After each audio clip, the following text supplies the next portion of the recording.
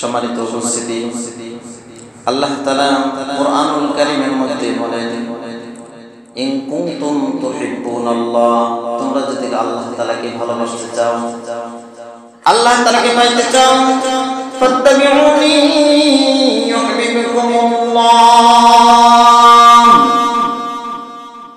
আল্লাহ তাআলার ভালোবাসা যদি পাইতে চাও, রাসূলকে শিখায় দিলেন, হে নবী আপনি বলে দেন আমাকে আমাকে অনুসরণ করো। রাসূল সাল্লাল্লাহু আলাইহি ওয়াসাল্লামকে কেউ যদি অনুসরণ করে তাহলে শুধুমাত্র আল্লাহ তাআলাকে পাওয়া যাবে, আল্লাহ তাআলাকে পাওয়া যাবে। রাসূলকে যদি বাদ দিয়ে আল্লাহকে পেতে চায়, সে মাঝখানে খালের মধ্যে পড়ে, যেরকম রাস্তায় দিয়ে যাইতে যাইতে রাস্তায় খাল আছে এবং ভালো রাস্তাও আছে, খাদের মধ্যে পড়ে সে শেষ হয়ে যাবে আর ভালো রাস্তাটা পাবে না। সম্মানিত উপস্থিতি, সেই কারণে আল্লাহ তাআলা বলেন, নবীকে আগে ইতাআত করতে হবে, নবীকে চিনতে হবে, নবীজি সাল্লাল্লাহু আলাইহি ওয়াসাল্লাম কি নিয়ে এসেছেন তা সেগুলো মানতে হবে। রাসূল সাল্লাল্লাহু আলাইহি ওয়াসাল্লাম দো জাহানের বাদশা সরকার আলম সাল্লাল্লাহু আলাইহি ওয়াসাল্লাম হযরত আব্দুল্লাহ ইবনে আমর রাদিয়াল্লাহু তাআলা বলেন, হযরত আব্দুল্লাহ ইবনে আমর রাদিয়াল্লাহু তাআলা বলেন, আন্না রাসূলুল্লাহ সাল্লাল্লাহু আলাইহি ওয়াসাল্লাম, আল্লাহ রাসূল সাল্লাল্লাহু আলাইহি ওয়াসাল্লাম আমাকে চারটা নসিহত করলেন। ক্বালা আন আরবাআতুন ইযা কুননা ফিকা ফালা আলাইকা মা ফাতাকা।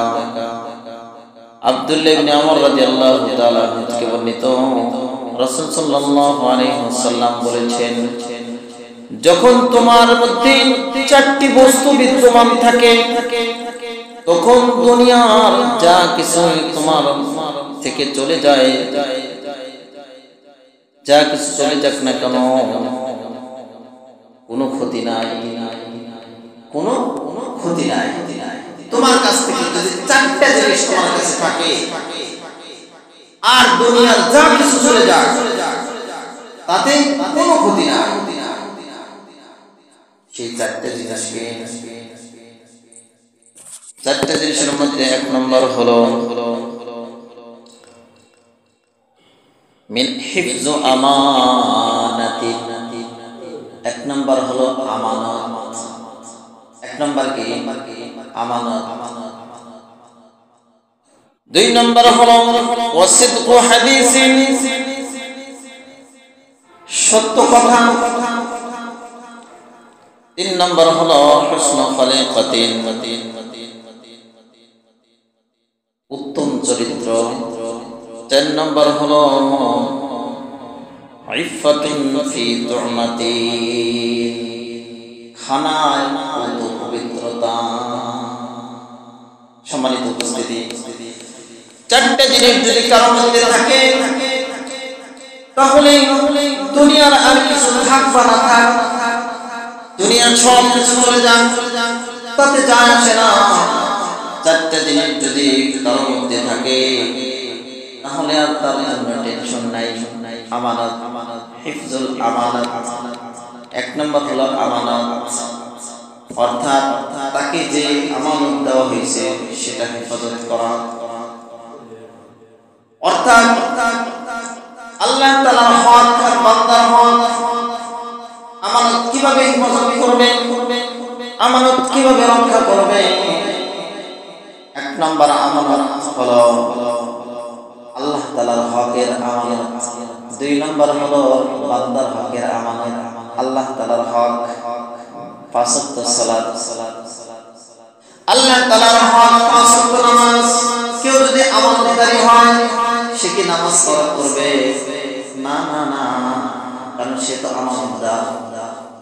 আল্লাহ তাআলার পক্ষ থেকে রাসূল কি পাঁচ ওয়াক্ত নামাজ নিয়ে আসেন নাই? অবশ্যই আল্লাহ তাআলার পক্ষ থেকে পাঁচ ওয়াক্ত নামাজ নিয়ে এসেছেন। এই পাঁচ ওয়াক্ত নামাজের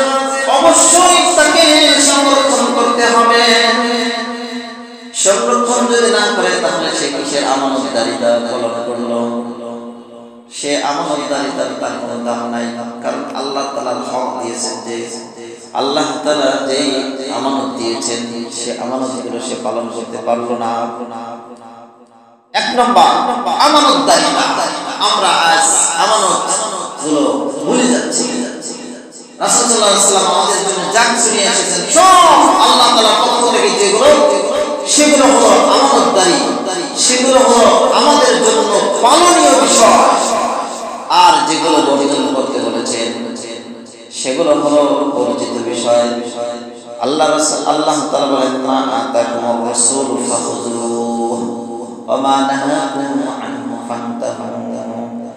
আল্লাহ তাআলার পক্ষ থেকে আল্লাহ রাসূল সাল্লাল্লাহু আলাইহি ওয়াসাল্লাম যা কিছু নিয়ে এসেছেন সব কিছু তোমরা গ্রহণ করো, যেগুলো বর্জন করতে বলেছেন সেগুলো বর্জন করো। এটাই হলো আমাদের জন্য আমানতদারিতা।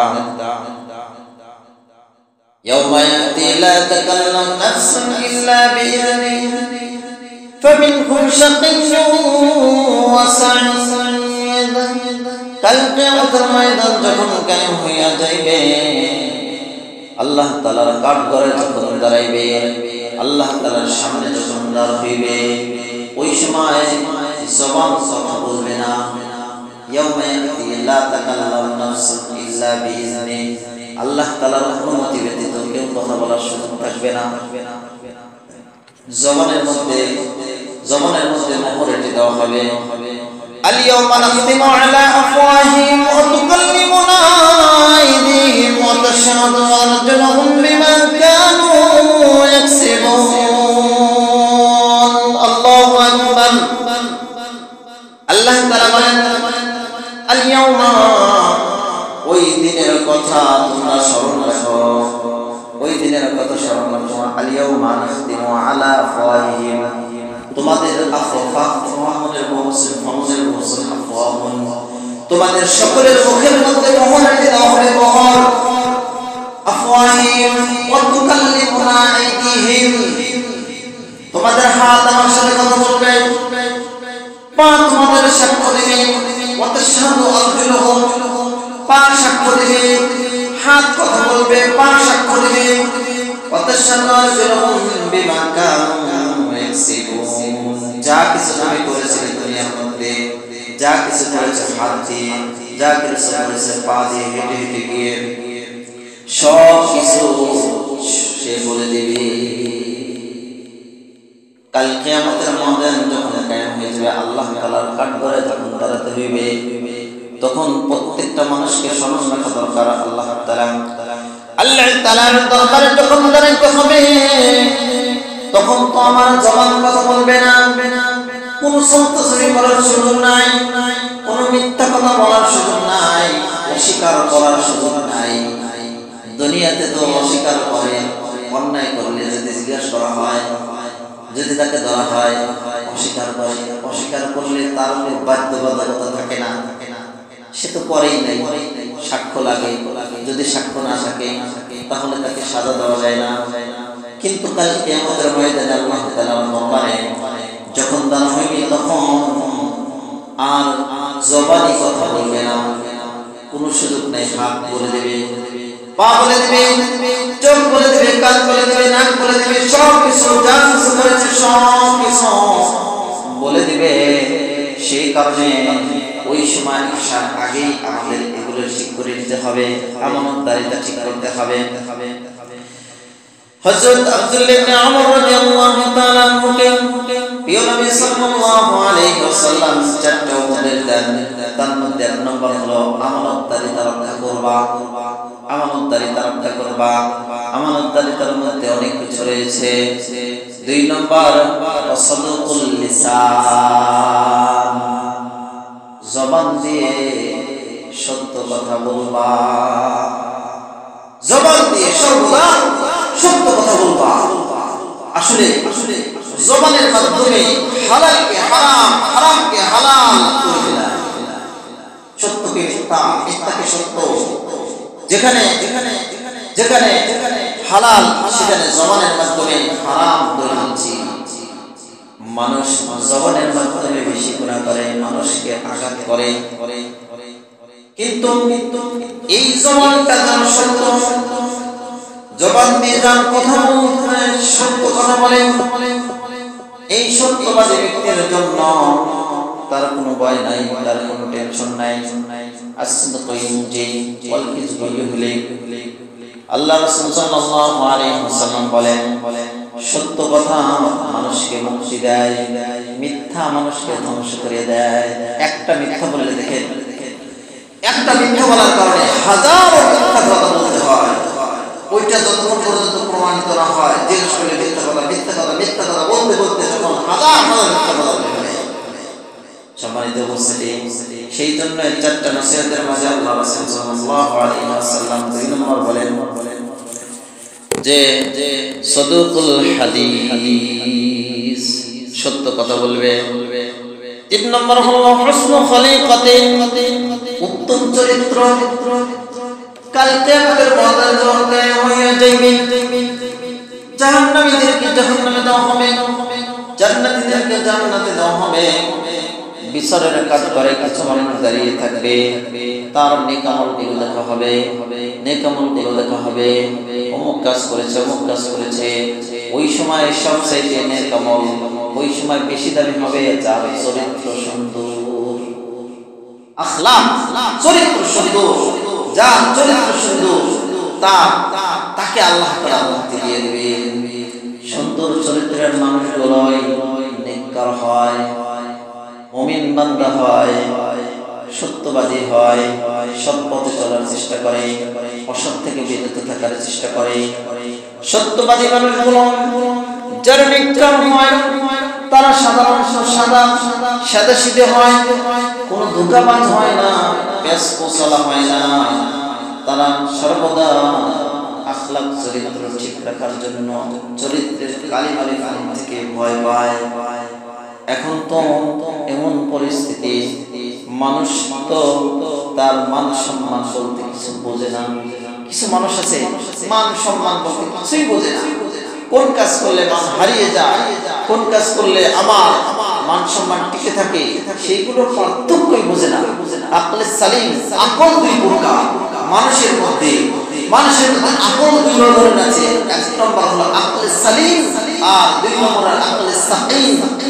যার আকলটা মস্তিষ্ক না, আকলটা হলো সুস্থ, সর্বদা সে ভালো কাজ করার জন্য চেষ্টা করে, সর্বদা সে নেক কাজ করার জন্য চেষ্টা করে, সর্বদা সে আল্লাহ তাআলার হুকুম মানার চেষ্টা করে, সর্বদা সে দ্বীনের হুকুম মানার চেষ্টা করে, রাসূলের আদেশগুলো মানার চেষ্টা করে, সুন্নাহ অনুযায়ী মানার চেষ্টা করে। কিন্তু আকলে সাকিম, অসুস্থ দিলের অধিকারী যারা, মুনাফিকরা ছিল অসুস্থ দিলের অধিকারী। আল্লাহ তাআলা বলেন, ফি কুলুবিহিম মারাদুন ফাযাদাহুমুল্লাহু মারাদা, তাদের অন্তরে রয়েছে মরজ, তাদের অন্তরে রয়েছে রোগ। সেই রোগের কারণে তারা নিজেদের রোগ আরো বেড়ে যায়, ইসলামের শত্রুতা আরো বেশি করতে থাকে। আল্লাহ তাআলা বলেন, ওয়া মিনান নাসি মান ইয়াকুলু আমান্না বিল্লাহ, মানুষদের মধ্যে থেকে কিছু মানুষ বলে আমান্না বিল্লাহি, আমি ঈমান আনলাম আল্লাহ তাআলার উপর, ওয়া বিল ইয়াউমিল আখির ওয়া মা হুম বিমুমিনিন। আল্লাহ তাআলা বলেন কিন্তু তারা মুমিন নয়। মানুষদের মধ্যে থেকে, অর্থাৎ মুনাফিকদের মধ্যে থেকে কিছু মানুষ দাবি করেছিল যে আমরা ঈমান আনলাম এবং আখিরাতের প্রতি বিশ্বাস করলাম, কিন্তু আল্লাহ তাআলা বলেন এরা মুমিন নয়।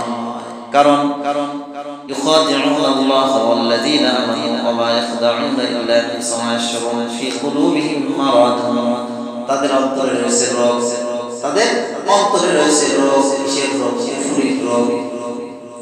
কাফেরদের সাথে গিয়ে তাদের সাথে হাত মিলায়, কি বলে তারা? ওয়া ইযা লাকুল্লাযীনা আমানু,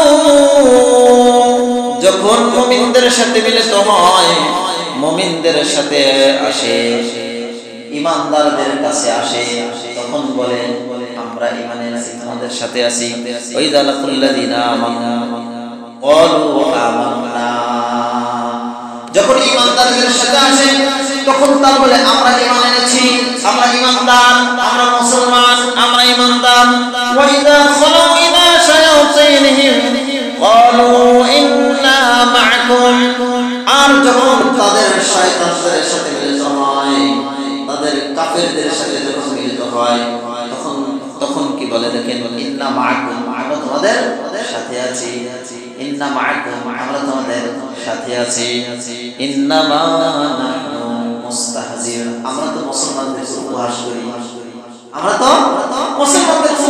করি আমরা তোমাদের সাথে আছি আল্লাহ তাআলা বলেন আল্লাহু ইস্তাহজিউ বিহিম ওয়া ইয়ামুদ্দুহুম ফি তুগয়ানিহিম ইয়ামাহুন আল্লাহ তাআলা বলেন তাদের উপহাসের জবাবদার ওয়া ইয়ামুদ্দুহুম এবং তাদেরকে ছেড়ে দেন আল্লাহ তাআলা ছেড়ে দেন কিন্তু ছাড় দেন না ছেড়ে দিয়েছে ওয়া ইয়ামুদ্দুহুম আমাদেরকে ছেড়ে দিয়েছে যত গুনাহ পাই তত করি কিন্তু আল্লাহ তাআলা আমাদের সাথে আযাব আসে না কিন্তু এক সময় ছিল আযাব বদর সঙ্গে সঙ্গে চলে আসলো আদ জাতির দিকে লক্ষ্য করলে কওমে নূহের দিকে লক্ষ্য করলে হুদ আলাইহিস সালামের জাতির দিকে লক্ষ্য করলে তাদের দিকে যদি লক্ষ্য করি দেখবেন সঙ্গে সঙ্গে তাদের আযাব চলে এসেছে আদ জাতিদেরকে কি আযাব দিয়েছে কোরআনে আল্লাহ তাআলা বলেন তারা আল্লাহ তাআলা হযরত হুদ আলাইহিস সালাম যখন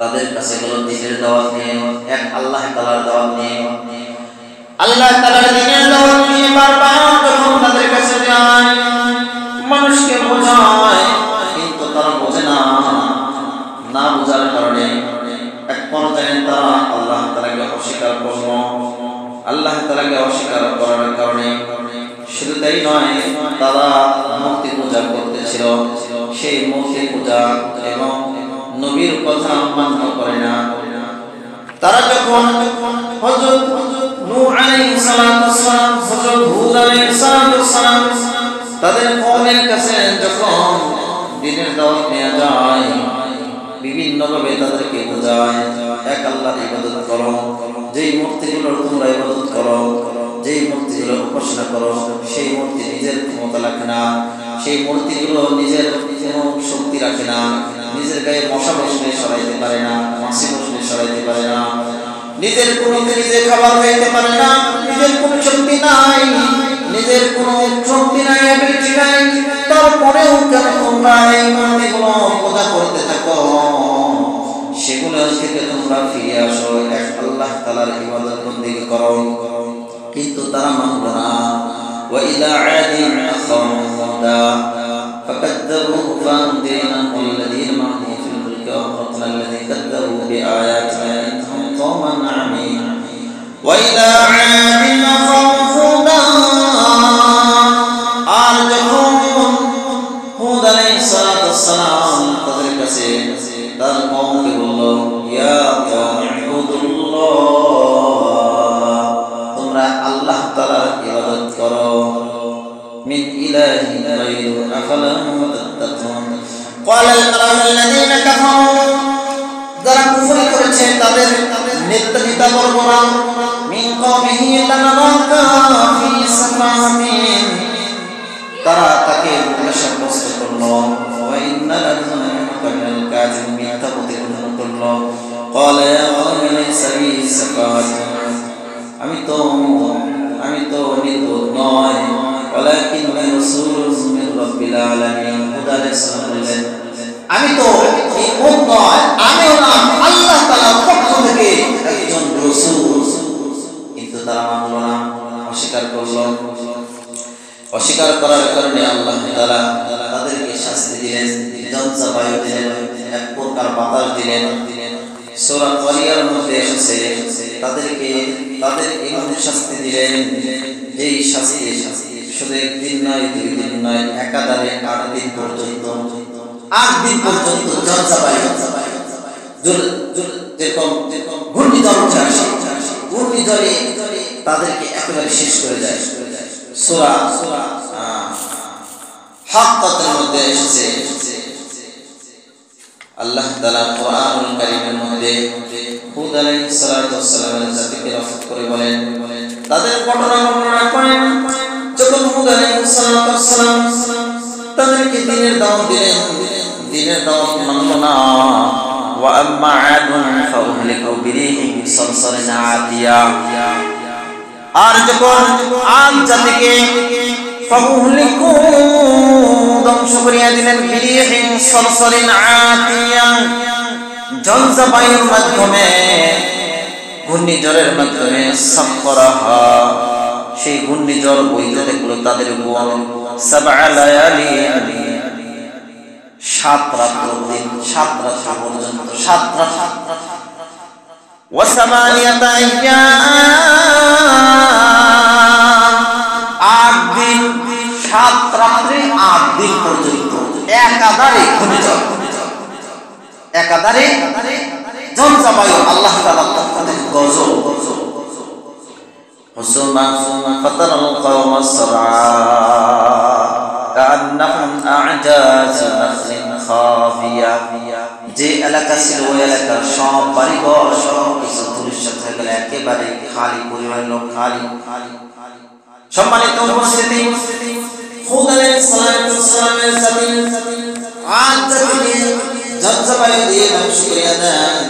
নূহ আলাইহিস সালামের জাতি তাকে প্লাবন দিয়ে ধ্বংস করিয়া দেন। লূত আলাইহিস সালামের জাতি কওমে লূতকে আমরা জানি, সেই কওমে লূতের যেখানে স্থান ছিল সেখানে আছে ডেড সি, মৃত্যু সাগর। আল্লাহ তাআলা তাদেরকে এমন শাস্তি দিয়েছিলেন, তাদের অপরাধ ছিল দুইটা। 1 নম্বর ছিল অপরাধ, আল্লাহ তাআলাকে তারা বিশ্বাস করত না। 2 নম্বর অপরাধ ছিল তারা লাওয়াত করত, সমকামিতা করত। এই কারণে একজন ফেরেশতা পরীক্ষা করার জন্য হযরত লূত আলাইহিস সালাতু ওয়াস সালামের জামানায় হযরত লূত আলাইহিস সালাতু ওয়াস সালাম যখন সেই এলাকায় ছিল, তখন একজন ফেরেশতাকে, যুবকের অবস্থায় ফেরেশতাকে হযরত লূত আলাইহিস সালাতু ওয়াস সালামের বাড়িতে মেহমান হিসেবে আসলো।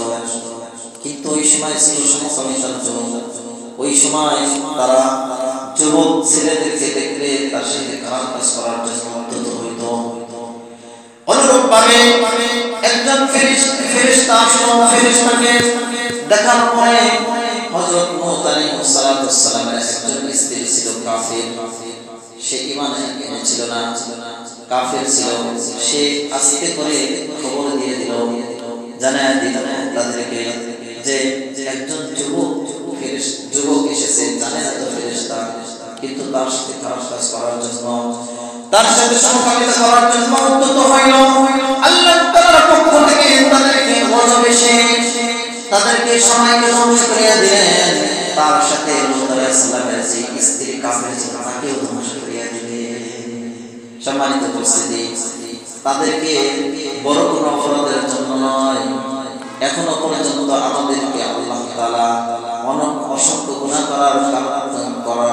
করার পরেও আমাদেরকে এরকম আযাব দিয়ে ধ্বংস করিয়া দেন না। আবার আরেক জাতিকে ওজনে কম দেওয়ার জন্য ধ্বংস করিয়া দেন। কিন্তু এগুলো সামান্য গুনাহগুলো, এই গুনাহগুলো, কবিরা গুনাহগুলো, এই গুনাহগুলো এখনো পর্যন্ত দুনিয়ার মধ্যে আমাদের অনেকেই করে থাকে। কিন্তু একমাত্র গজবদান নাস আমাদের নবী, বিশ্বনবী দুজাহানের বাদশা সাল্লাল্লাহু আলাইহি ওয়াসাল্লাম আল্লাহ তাআলার কাছে দোয়া করেছিলেন, ইয়া আল্লাহ, আমার উম্মতরা যতক্ষণই করুক না কেন তাদেরকে আযাব দিয়ে ধ্বংস করিয়া দিয়েন না। আল্লাহ তাআলা দোয়াটা কবুল করে নিয়েছিলেন, যার কারণে আজ আমাদের অপরাধ হওয়ার পরে আল্লাহ তাআলা ছেড়ে দেন। এই জন্য তো আল্লাহ তাআলা বলেছেন, ওয়া ফি তুগয়ানিহিম ইয়া'মাহুন, আমি তাদেরকে ছেড়ে দিয়েছেন আল্লাহ তাআলা। কিন্তু রশি আল্লাহ তাআলার কাছে আছে। যখন বাচ্চারা ঘুড়ি উড়ায় আসমানে চলে যায়, উপরে চলে যায়, উপরে যাওয়ার পরে রশিটা কিন্তু হাতে থাকে। উপরে যাওয়ার পরে সে মনে করে আমাকে আর কেউ ধরতে পারবে না, আমাকে আর ধরার মতো কেউ লোক নাই, আমাকে কেউ ধরতে পারবে না, আমি স্বাধীন মতো ঘুরে বেড়াই। ও দুনিয়ার মানুষ, ও দুনিয়ার মুসলমান, তোমাদেরকে আল্লাহ তাআলা ছাড় দিয়েছেন কিন্তু ছেড়ে দেন নাই। রশি আল্লাহ তাআলার হাতে আছে। মৃত্যু নামক বস্তু, মৃত্যু নামক রশি যখন টান দেবে, কাল কিয়ামতের মৃত্যু নামক রশি যখন টান দেবে, আল্লাহ তাআলা কবর জগতে প্রথম পর্যায়ে আল্লাহ তাআলার কাছে ধরা পাইতে হবে। সেই সময় আসার আগেই আমাদেরকে পরিশুদ্ধ হতে হবে, আমাদেরকে পরিবর্তন করতে হবে। আমাদেরকে পরিবর্তন যদি আমরা না করি, আমাদের অন্য জাতিরা রাজত্ব করবে। মুসলমান জাতি সর্বদা রাজত্ব করে। মুসলমানকে আল্লাহ তাআলা ভালোবাসেন, দিনদার মুমিনদারকে আল্লাহ তাআলা ভালোবাসেন। কোন কাজ করলে আল্লাহ তাআলা তাকে সম্মান ভালোবাসেন। কারণ যখন মানুষকে তৈরি করা হয়, ওয়া ইন ক্বালা রাব্বুকা লিল মালাইকাতি ইন্নী জাইলুন ফিল আরদি খলিফা, আল্লাহ তাআলা পৃথিবীর বুকে মানব জাতিকে প্রেরণ করার আগে একটা জাতিকে পৃথিবীতে পাঠিয়েছিলেন। একটা জাতিকে, সে জাতি হলো জিন জাতি। জিন জাতি পৃথিবীর মধ্যে আবাদ হয়েছিল, জিন জাতি পৃথিবীতে এসেছিল। তারা বিভিন্ন সময় মারামারি, কাটাকাটি, হানাহানি করে পৃথিবীটাকে কলুষিত করে ফেলেছিল, ধ্বংস করেছিল। সেই কারণে আল্লাহ তাআলা যখন ফেরেশতাদের কাছে পরামর্শ চাইলেন, ও আমার ফেরেশতারা, লিল মালাইকাতি ইন্নী জাইলুন ফিল আরদি খলিফা, দুনিয়ার প্রতিনিধি বানাতে চাই, তোমরা কি বলো? ফেরেশতারা উত্তর দিয়েছিল, আতাজালু ফিহা মান ইউফসিদু ফিহা ওয়া ইয়াসফিকুদ দিমা, হে আল্লাহ, দুনিয়ার মধ্যে কাউকে পাঠায়েন না, যদি পাঠান কাউকে পাঠায়েন না, মান ইউফসিদু ফিহা, দুনিয়ার মধ্যে যা তারা ফাসাদ সৃষ্টি করবে, মারামারি করবে, কাটাকাটি করবে, হানাহানি করবে, ওয়া ইয়াসফিকুদ দিমা, রক্তপাত ঘটাবে। নাহনু নুসাব্বিহু বিহামদিকা ওয়া নাকাদ্দিসু লাক, আমরাই তো আপনার পবিত্রতা ঘোষণা করার জন্য আছি, আমরাই তো আপনার পবিত্রতা ঘোষণা করার জন্য, প্রশংসা করার জন্য আছি, আর কারো বানানো দরকার নাই। ফেরেশতারা আসলে পরামর্শ দিয়েছিল এই অভিজ্ঞতার কারণে। দুনিয়ার মধ্যে তারা এসে, জিন জাতি এসে তারা মারামারি, কাটাকাটি, হানাহানি করেছিল, যার কারণে তারা পরামর্শ দিয়েছিল যে আর দরকার নাই, পাঠানোর দরকার নাই। আল্লাহ তাআলা বলেন, আমি যা জানি তোমরা তা জানো না, আমি যা জানি তোমরা তা জানো না। ইন্নী আ'লামু মা লা তা'লামুন। আল্লাহু আকবার। আল্লাহ তাআলা বলেন, আমি জানি তোমরা তা জানো না।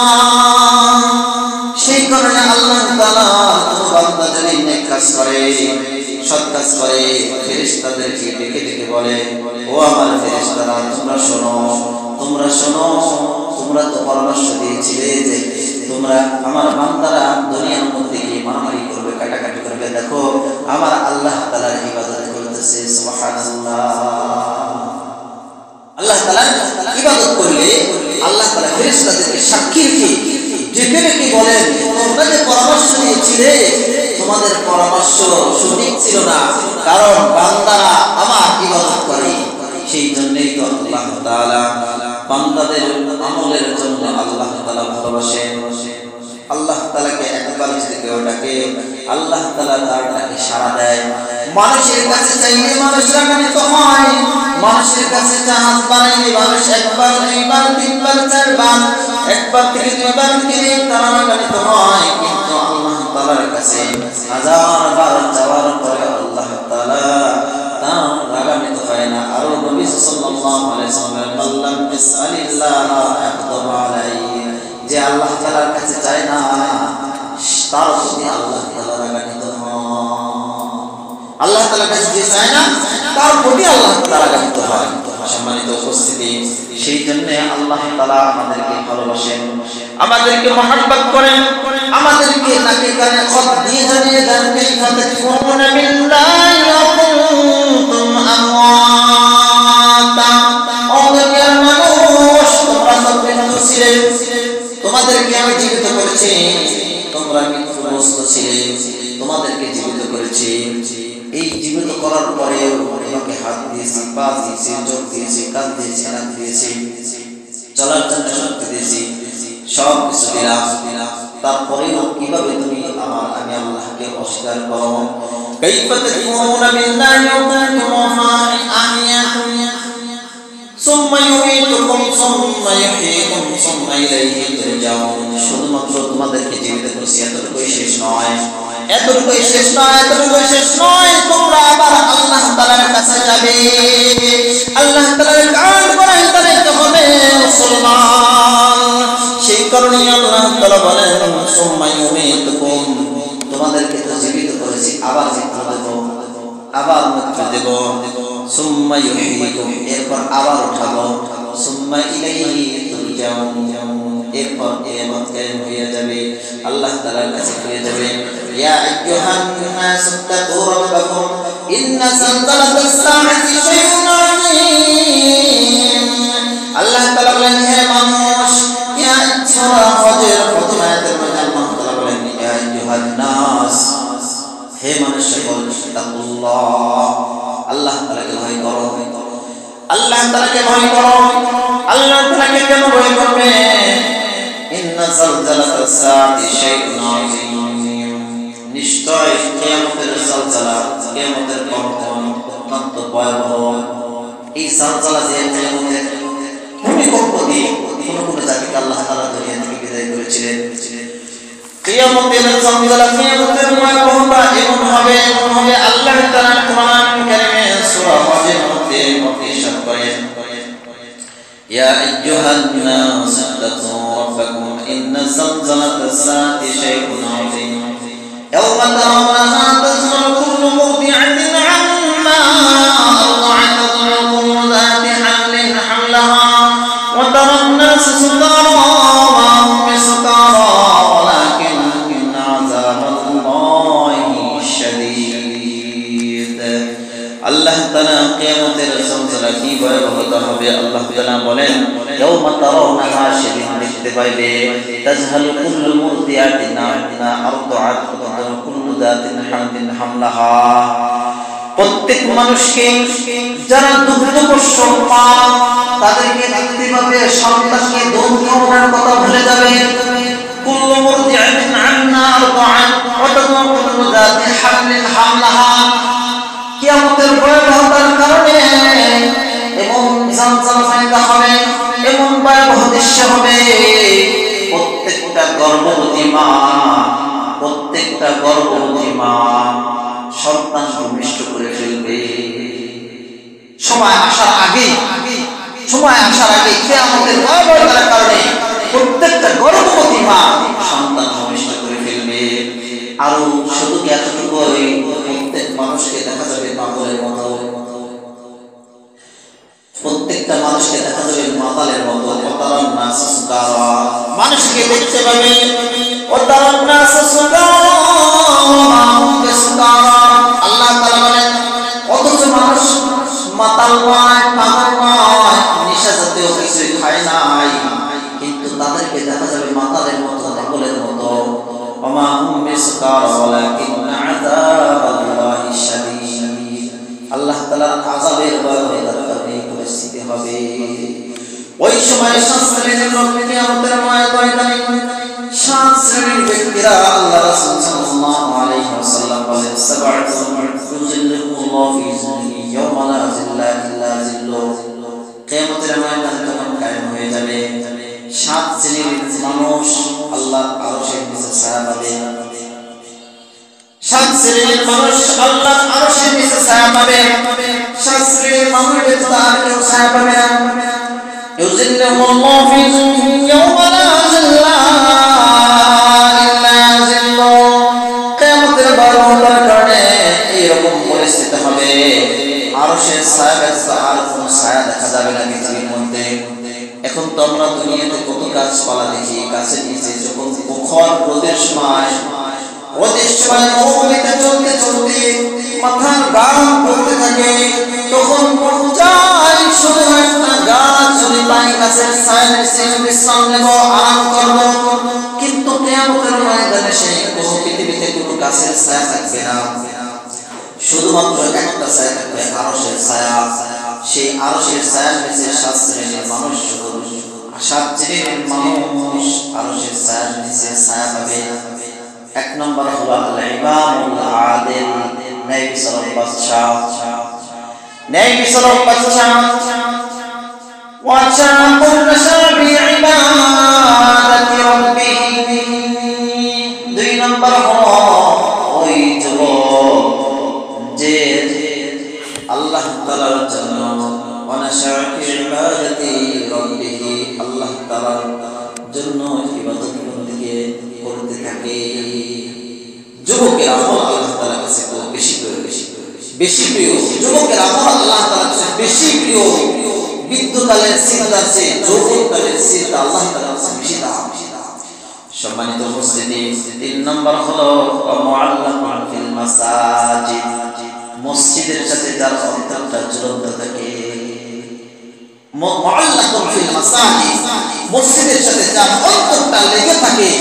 কখন যেন আল্লাহু আকবারের ধ্বনি আসে, আল্লাহু আকবার বলে মুয়াজ্জিন আযান দেয়, আযানের আওয়াজ শুনে ওই মুমিন বান্দা যে যার অন্তরের মধ্যে মসজিদের সাথে দিলটা লাগানো থাকবে, আযানের আওয়াজ শুনে আর ঘরে বসতে থাকতে পারে না, ঘরে বসে থাকতে পারে না, সঙ্গে সঙ্গে নামাজের জন্য তৈয়ারি নিয়ে মসজিদে চলে আসে।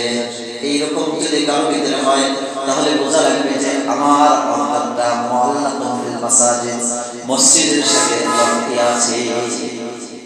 আর যদি মনের মধ্যে এরকম তৈরি না হয়, কর্মব্যস্ততার কারণে অনেক সময় হতে পারে না, ওঠে না, কিন্তু মনটা দিলটা চায় আযান যখন পড়েছে আমি আল্লাহর ডাকে সাড়া দিয়ে মসজিদে চলে আসি, তাহলে এই ব্যক্তিও কাল কিয়ামতের ময়দানে আরশের ছায়ার নিচে ছায়া পাবে। সম্মানিত উপস্থিতি, যাই হোক, আমরা বলতেছিলাম এক আল্লাহ তাআলার ইবাদত বন্দেগী করব, রাসূলকে ইত্তিবা করব, রাসূলের পথে চলব। আল্লাহ তাআলাকে পাইতে হলে রাসূলের ইত্তিবা করার বিকল্প নাই। রাসূলকে কিভাবে আমরা ইত্তিবা করব? রাসূল সাল্লাল্লাহু আলাইহি ওয়াসাল্লামের জীবনের সুন্নাহগুলো আমাদের জীবনে বাস্তবায়ন করব। মিসাক থেকে শুরু করে ঘরের যত কাজ আছে সব কাজের সুন্নাহ তরিকা আছে, সেই তরিকা অনুযায়ী 5 ওয়াক্ত নামাজ তো পড়বই, অবশ্যই করব। ফরজ বিধানগুলো তো মানবই, ফরজ বিধানগুলো তো মানা ছাড়া নফল ইবাদতের দরকার, নফল ইবাদতের কোনো দামই থাকবে না। ফরজ ইবাদত আগে, ওয়াজিব ইবাদত তারপরে সুন্নাত ইবাদত, তারপরে নফল ইবাদত, স্টেপ বাই স্টেপ, স্তর বাই স্তর। প্রথমে ফরজ বিধানগুলো, তারপরে ওয়াজিব বিধানগুলো, তারপরে সুন্নাতগুলো, তারপরে মুস্তাহাব, তারপরে নফল, এইগুলো আমরা আমলে আনবো। কিন্তু ফরজ বাদ দিয়ে যদি কেউ নফল ইবাদত করে তাহলে একজন ওয়াজ শুনেছে, হুজুর ওয়াজ করেছে, পাগড়ি পরে নামাজ পড়লে, পাগড়ি পরে নামাজ পড়লে অনেক সওয়াব, পাগড়ি পরে নামাজ পড়লে অনেক ভালো, আল্লাহ তাআলার কাছে প্রিয়।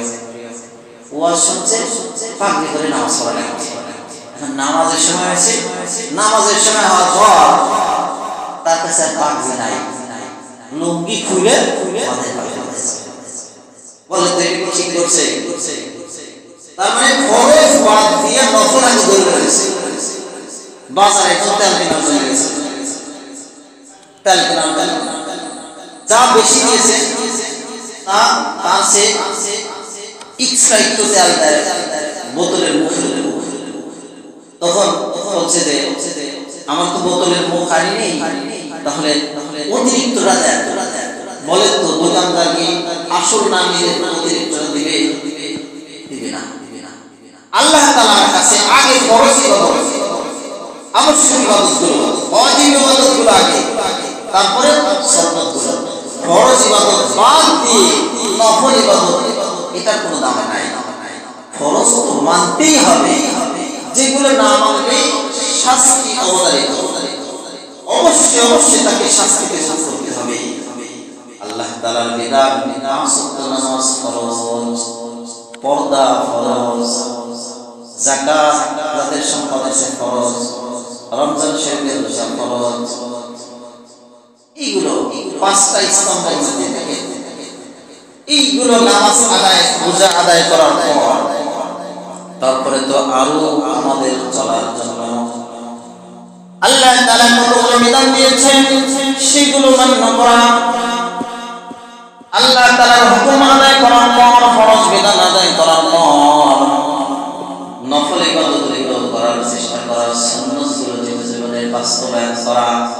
সুন্নতগুলো যদি তরিকা সুন্নত অনুযায়ী না হয়, সুন্নাহ বলতে ব্যাপক অর্থ রাসূলের যত জীবনী, রাসূলের যত জীবনীতে যা কিছু করেছেন সবই সুন্নাহর মধ্যে। রাসূল সাল্লাল্লাহু আলাইহি ওয়াসাল্লাম ঘুম থেকে ওঠা থেকে শুরু করে জিহাদের ময়দানে সময় দেওয়া, জিহাদ করা, এটাও রাসূলের সুন্নাহ। জেল খাটা, এটাও রাসূলের সুন্নাহ। মানুষের দিনের প্রতি মানুষকে ডাকা, এটাও সুন্নাহ। দৈনন্দিন জীবনে ওঠা, এটাও সুন্নাহ। মিসাক করা সুন্নাহ। কিন্তু সুন্নাতের স্তর আছে, পরিস্থিতি যখন যেটা চায় তখন তাকে সেটা দিয়ে সুন্নাত পালন করা। কিন্তু ব্যক্তিগত সুন্নাত আছে। ঘুম থেকে ওঠার সময় মানুষের একটা দোয়া আছে, মিসাক করা। মিসাক করার ফজিলত অনেক। আল্লাহ রাসূল সাল্লাল্লাহু আলাইহি ওয়াসাল্লাম বলেন, লাউলা আন আশqa আলা উম্মতি লা আমালতুন সিওয়াক কুল্লু কুল্লু মাসজিদিন আও সালাতিন। আল্লাহ রাসূল সাল্লাল্লাহু আলাইহি ওয়াসাল্লাম বলেন, আমার তো মন চায়, আমার তো দিল চায়, আমি যদি এই কথাটা স্মরণ না করতাম, যে আমার উম্মতের কষ্ট হবে, এই কথাটা যদি মনে না করতাম, তাহলে প্রত্যেক নামাজের শুরুতে অথবা প্রত্যেক ওযুর শুরুতে মিসাক করাকে বাধ্যতামূলক করে দিতাম। আল্লাহ রাসূল সাল্লাল্লাহু আলাইহি ওয়াসাল্লাম কি বলছে? যে আমার মন চায়, লাউলা আশকারা উম্মতি লামাতুনা ইনদা কুল্লি সালাতিন আও ওযুই, প্রত্যেক সালাতের আগে, প্রত্যেক নামাজের আগে অথবা প্রত্যেক ওযুর আগে। হাদিসের মধ্যে দুইটা riwayat আসছে। একটা হাদিসের মধ্যে আসছে ওযু ইনদা কুল্লি সালাতিন ইনদা কুল্লি ওযুই, প্রত্যেক ওযুর আগে অথবা প্রত্যেক নামাজের আগে আমার মন চায় মিসাক করাটাকে বাধ্যতামূলক করে দিই। কিন্তু আমি তো এটা ভেবেছি যে আমার উম্মতের কষ্ট হবে, এই বিষয়টাকে যদি আবশ্যক করে দিই, যদি আজ আল্লাহ রাসূল সাল্লাল্লাহু আলাইহি ওয়াসাল্লামের পক্ষ থেকে মিসাক করাটাকে বাধ্যতামূলক করে দিতেন, তাহলে অনেকেই আমরা মিসাক করি না। মিসাক না করলে নামাজি হইতো না, নামাজি বলি না, আবার মিসাক করি। সম্মানিত উপস্থিতি, সেই জন্য কিন্তু গুরুত্ব অত্যন্ত বেশি। অপর হাদিসের মধ্যে আল্লাহ রাসূল সাল্লাল্লাহু আলাইহি ওয়াসাল্লাম বলেন, কেউ যদি মিসাক করার পর 2 রাকাত নামাজ পড়ে আর মিসাক করা ছাড়া 70 রাকাত নামাজ পড়ে, এই 70 রাকাত নামাজের চেয়ে আল্লাহ তাআলার কাছে এই মিসাক সহকারে 2 রাকাত নামাজের দাম বেশি। সুবহানাল্লাহ। মিসাক করে নামাজ পড়লে 70 রাকাত যদি কেউ নামাজ পড়ে মিসাক ছাড়া, তাহলে এই 70 রাকাতের চেয়ে 2 রাকাতের দামে আল্লাহ তাআলার কাছে বেশি।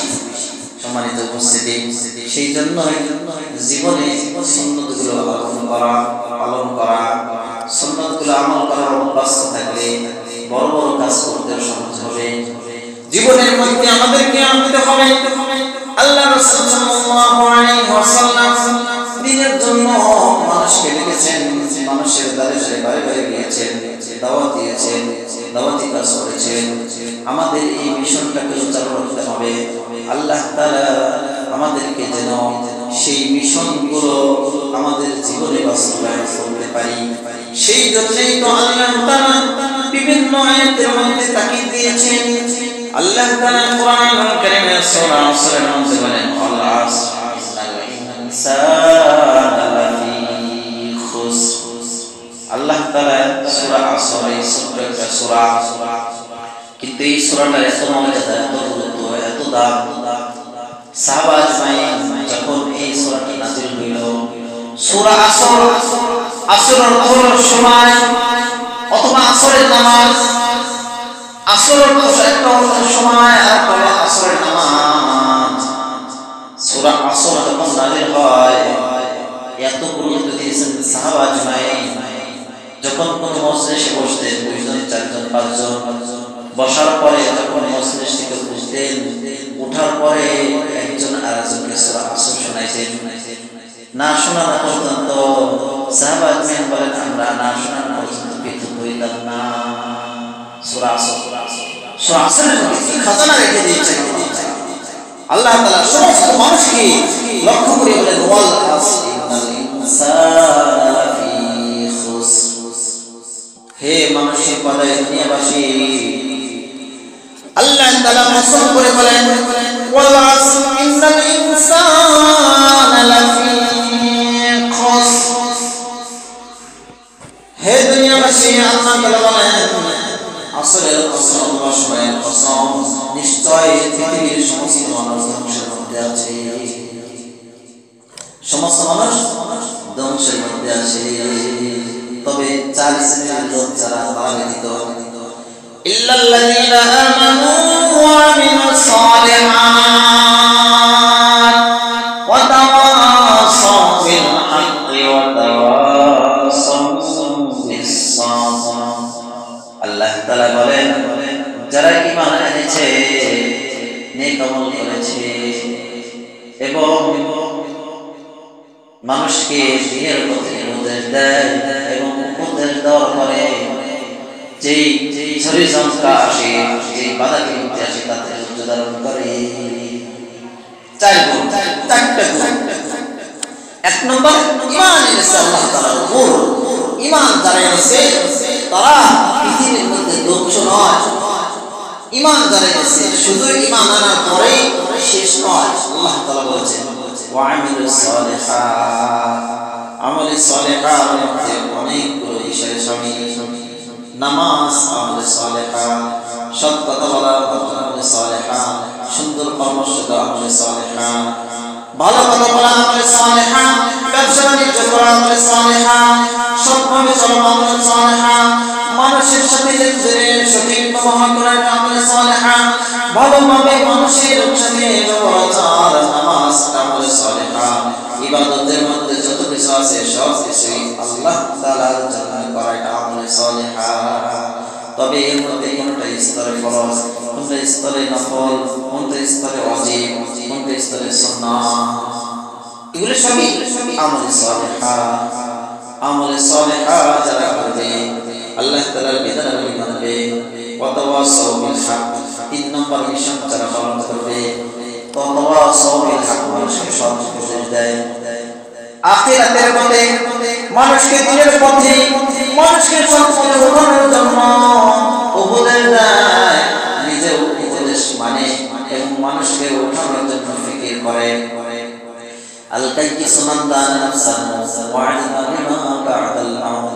আমরা তো জানি দুনিয়ার মধ্যে যে ওই ব্যক্তি জ্ঞানী, যার টাকা পয়সা অনেক, যার টাকা পয়সা অনেক তাকে অনেক জ্ঞানী মনে করি, যে বড় বিজ্ঞানী তাকে অনেক জ্ঞানী মনে করি, যে অনেক সায়েন্টিস্ট তাকে অনেক জ্ঞানী মনে করি। তারা জ্ঞানী নয়, তারা আসলে জ্ঞানী তো যে মৃত্যুর জীবনের পরের জীবনে নিয়ে ভাবনা চিন্তা করে, আখিরাতের জীবন নিয়ে ভাবনা চিন্তা করে। দুনিয়ার জীবনের যে আখিরাতের জীবন, কবর দেশের জীবন, যেই জীবনের জন্য আমরা কত ফিকির করি দুনিয়ার মধ্যে। আল্লাহ তাআলা আমাদেরকে দুনিয়ার মধ্যে খাওয়া পড়ার জন্য, দুনিয়ার মধ্যে ভালোভাবে চলার জন্য, দুনিয়ার মধ্যে ভালোভাবে আরাম আয়েশে থাকার জন্য আমরা ক্লাস 1 থেকে এসএসসি, ইন্টার অথবা অনার্স অথবা মাস্টার্স পর্যন্ত পড়াশোনা করি। পড়াশোনার উদ্দেশ্য থাকে একটা, 1 দিন নয়, 2 দিন নয়।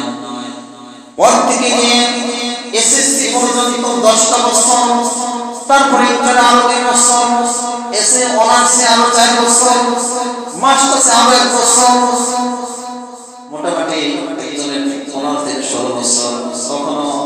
সময়ের ব্যবধানে 17-18 বছর লেগে যায়। কিন্তু এই লেখাপড়ার একটা উদ্দেশ্য, এসএসসি পর্যন্ত, ইন্টার পর্যন্ত যেটাই পড়েন না এই পড়ার পরে একটা সার্টিফিকেট অর্জিত হয়। সেই সার্টিফিকেট দিয়ে কোনো কোম্পানিতে জব করা যায়, অথবা কোনো সরকারি জব করা যায়, অথবা কোনো যে কোনো প্রতিষ্ঠানে একটা জব করা যায়।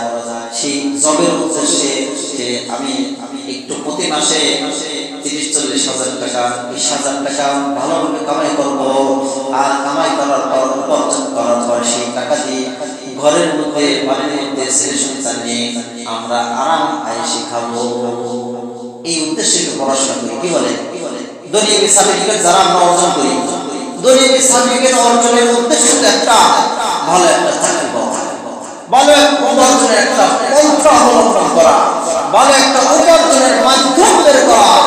এই সার্টিফিকেট ছাড়া যেহেতু আমাদের মূল্যায়ন করে না, যার সার্টিফিকেট নাই তাকে বড় চাকরিতে দেওয়া হয় না, যার সার্টিফিকেট নাই তাকে বড় প্রতিষ্ঠানে নেওয়া হয় না, যার সার্টিফিকেট নাই তাকে সরকারি কোনো কাজে যোগ দেওয়া হয় না।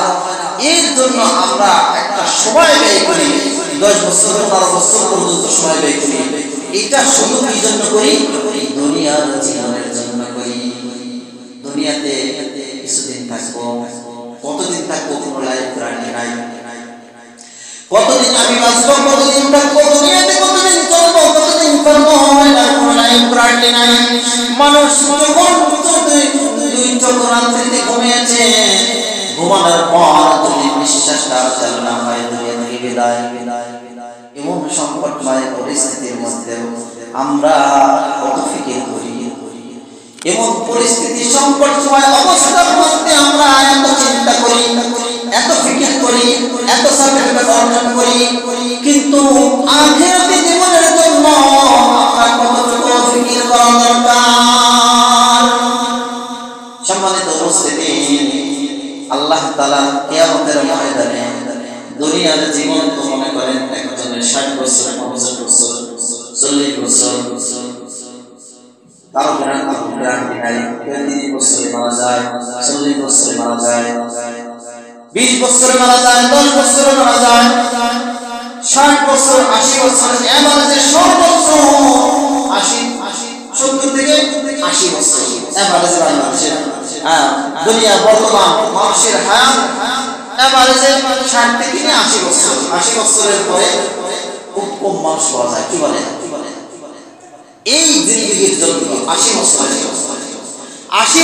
জিন্দেগির জন্য আমরা কি করি? কি একটা সার্টিফিকেট অর্জন করতে হবে, আমাদেরকে পড়ালেখায় পাস করতে হবে, লেখাপড়া করতে হবে, সময় ব্যয় করতে হবে, ঘন্টার পর ঘন্টা সময় ব্যয় করতে হবে, মা ছেলেকে নিয়ে, মা সন্তানকে নিয়ে, বাবা সন্তানকে নিয়ে প্রত্যেক দিন ডিউটি করে,